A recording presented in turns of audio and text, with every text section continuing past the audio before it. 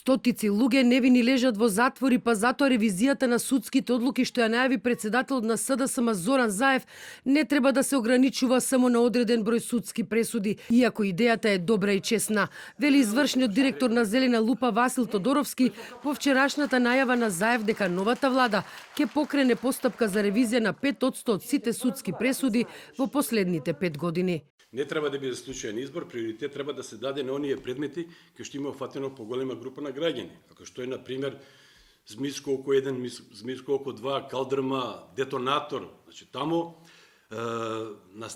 настана голема трагедија. Млади животи се одземени.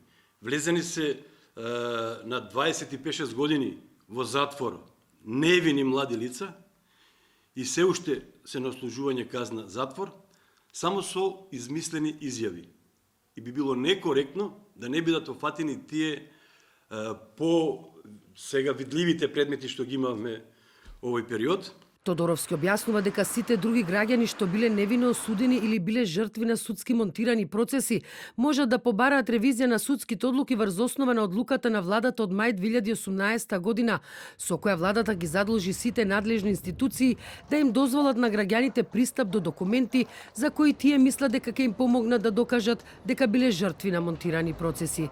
Дарко Аврамовски, истражувач во коалицијата Сите за правично судење, вели дека според законот за кривична постапка ревизијата е вонреден правен лек со кој само странките во една судска постапка може да побарат ревизија пред Врховниот суд, но не и трети лица кои не се дел од таа постапка.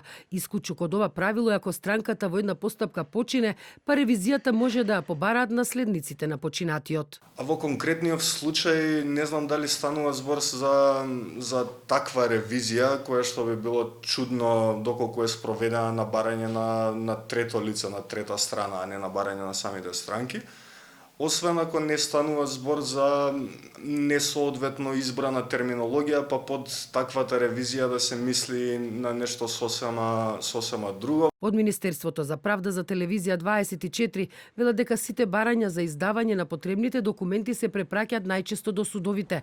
Граѓаните најмногу се интересираат дали нивните предмети биле законски распределувани кај судиите по пат на компјутерска распределба на предметите според АКМИС системот.